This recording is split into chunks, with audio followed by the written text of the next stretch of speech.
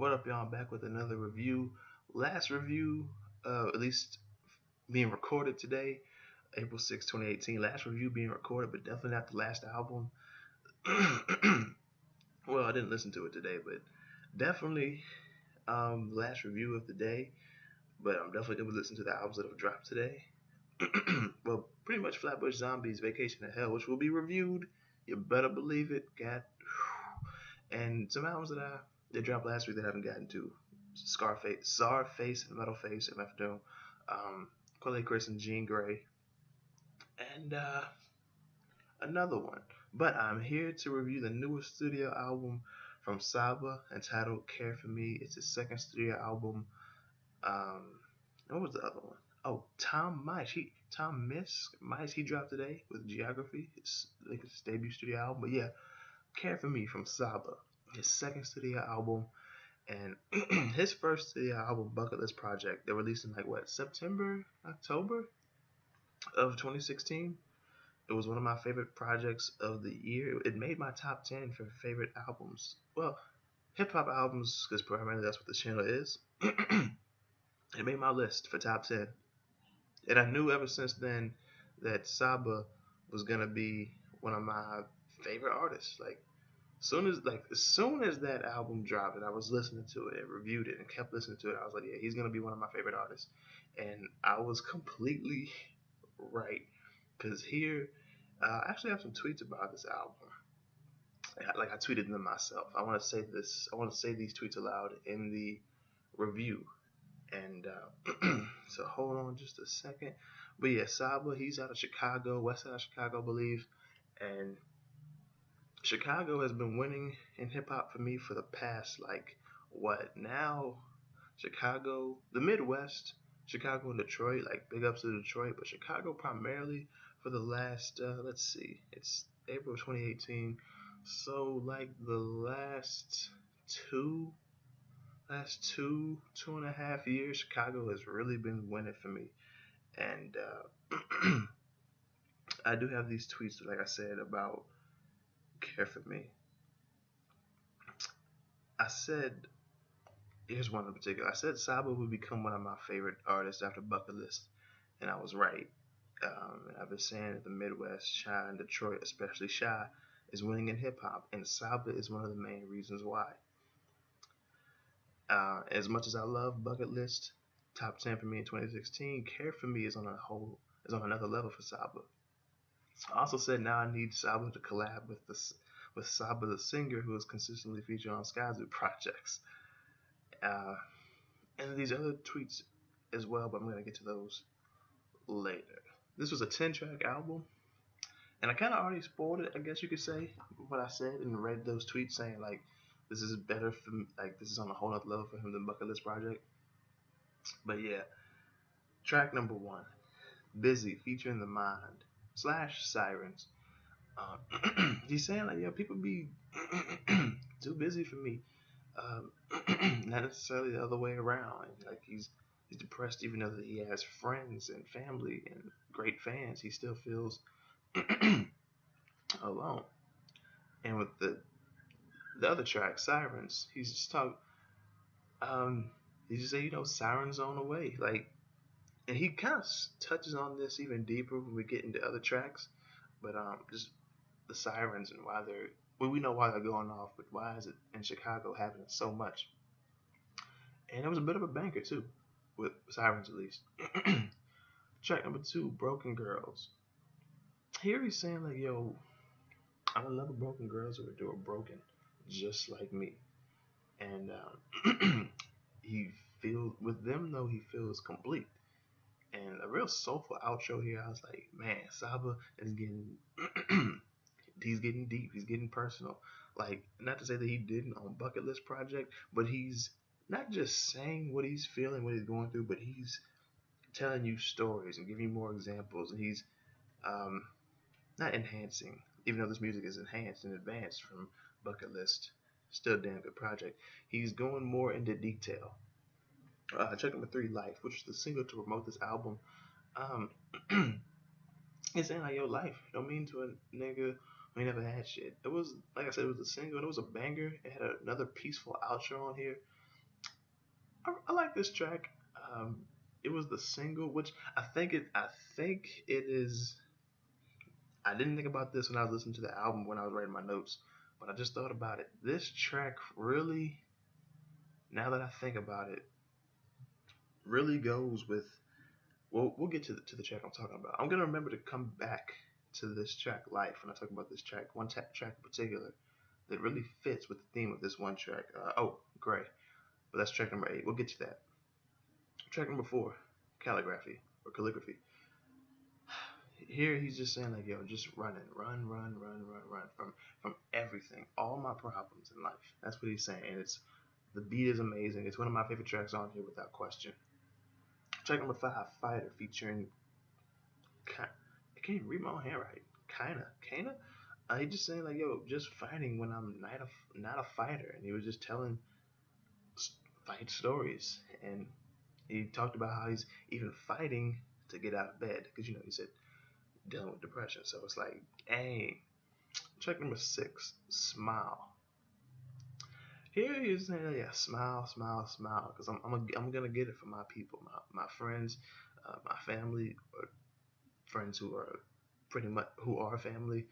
Saying he's gonna get it. He talked about how it's like what his grandparents are from the South, so his parents, and I think his parents are from the South, so he talks like he's from the South, even though he was born and raised in Chicago. I think I was like, that's fucking cool because it's like, even though I'm not like in Chicago or somewhere outside of the South and like reminiscing about the South or have like very close roots, like my parents are from the South. No, I'm from the South. I'm from Central Virginia. You may hear it in the way I speak, but um,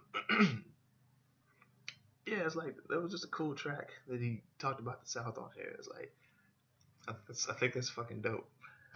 Track number 7, Log Out, featuring Chance the Rapper. Yo, see, remember what I said about Chicago winning in hip hop? That was one of the main reasons. Uh, Chance is like probably the main reason, honestly. Even though I don't go crazy over Chance, I do like his music and appreciate the artist that he is and the type of person that he is. Um, so get Chance on here. Like, what are they? Part of the Save Money crew or something like that? Because I know Saba is strictly Pivot Gang. And just talking about the lives that we live, especially in the modern, like in the digital age and the online world, like the things that we do, like to flex and to do it for the gram, like just the lives that we portray ourselves as living online, whether your friends see it, the everyday friends, or the people online see the way that you flex online. It's like we're just portraying a certain lifestyle we might not necessarily live, whether we're doing that on purpose or don't even realize it. So yeah, um, and like Chance had a good verse here, and the track ended kind of abruptly. Like it was going back into the chorus. Saba was on it, and then it just stopped. I was like, dang, I wanted more. But still, damn good track though. One of my favorite tracks on this album. And that's weird though, because it's like every track on here is probably one of my favorite tracks on the album. Like, well, not maybe not almost all of them, but like almost half of the tracks on here, because it's like I said, 10-track album. And Bucket List was like what? I forget how many tracks Bucket List was. Like, dang it, 14 maybe. Uh, but yeah, track number 8, Gray. See, what? Hold on. Gray. It's probably one of my favorite tracks on here as well. But he said how the best song is probably on the B side. It's probably on the demo. But that's not what's gonna get you popping. It's not gonna get you on the radio. It's not gonna get you um, mainstream appeal. So you kind of have to appeal to what the mainstream likes. You're not gonna get that.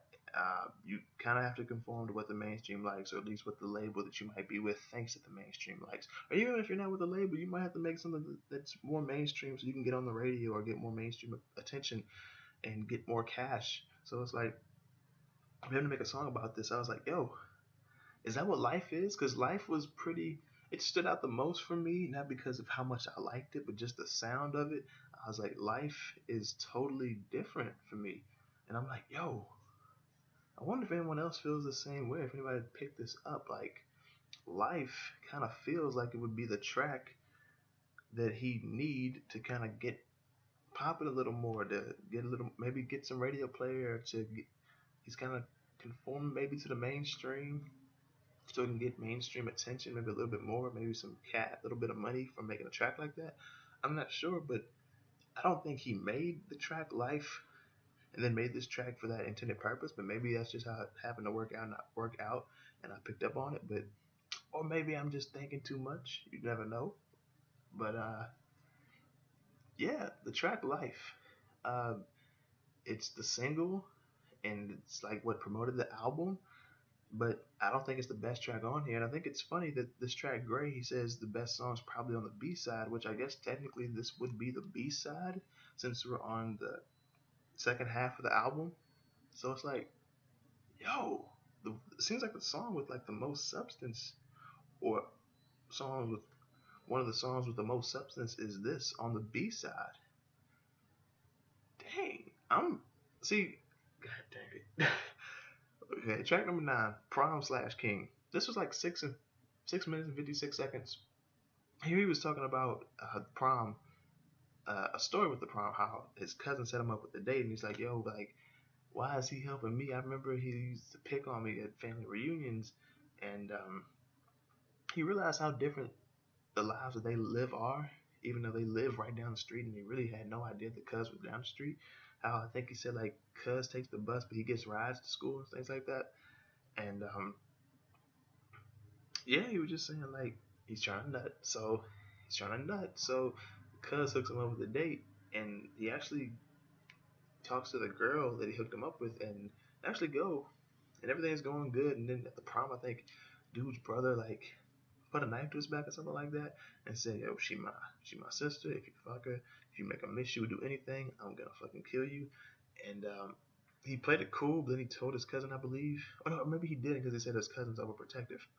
But yeah, like he said, if you do anything, I will fucking kill you. And 6.5, well, almost 7 minutes. I had a lot more to write, and something happened where I think his cuz got shot, or maybe a friend got shot. I don't know if it's the same dude who threatened to kill Saba for being with his sister, but yeah, just like sirens being on the way, like um, on that track, um, the mind, well, busy slash sirens. It's like, yo, sirens on the way because somebody got shot. And it's like, yo, is he losing his life? Maybe he's fighting for it, the person who got shot. And he's like, yo, it's like shit like this is why I fucking hate Chicago sometimes. But I love being in Chicago. But like, danger is never far away.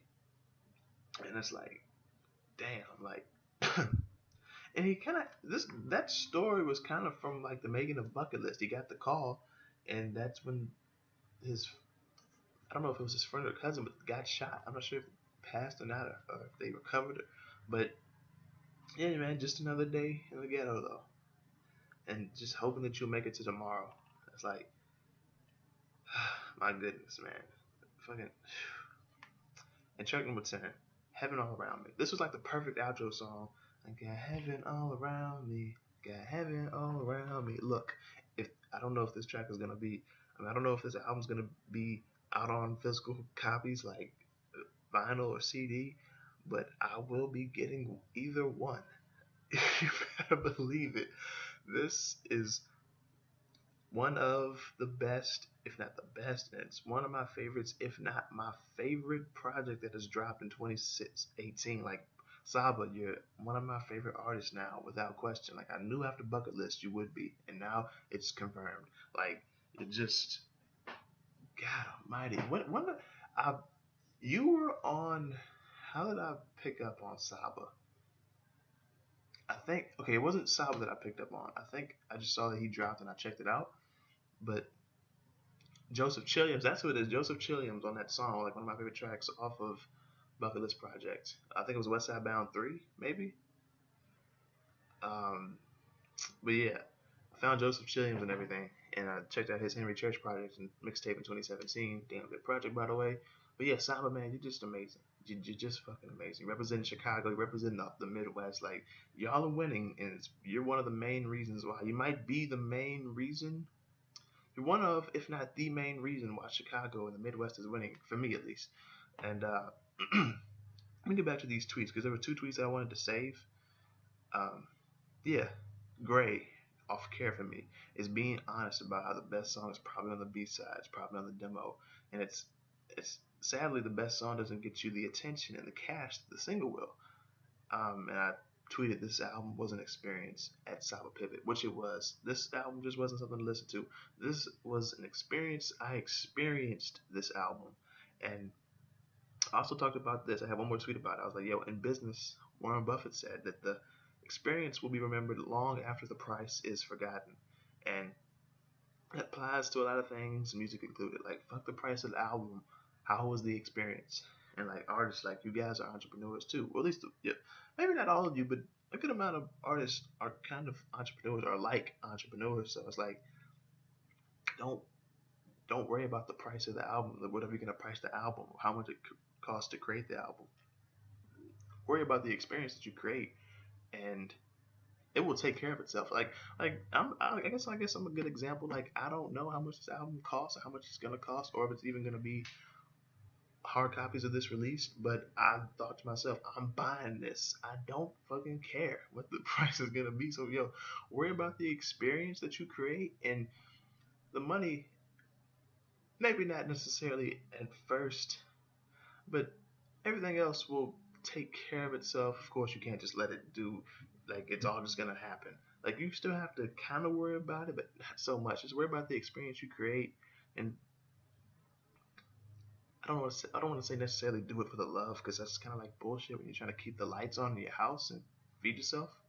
But just worry about the experience you create, and you will be paid in loyalty and probably financially as well. So that's pretty much it. If you've heard this album, let me know what you think about it in the comment section below and what you think about my review on it. If you haven't heard this album, you are missing the fuck out. You need to check this album out now, right now. After this video is over, actually, no.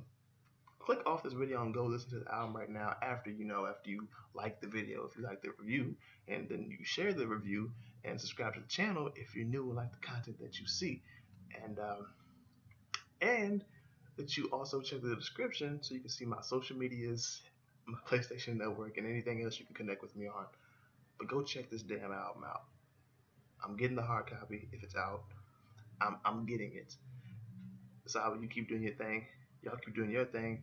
I'll keep doing my thing. And I'll see y'all next time.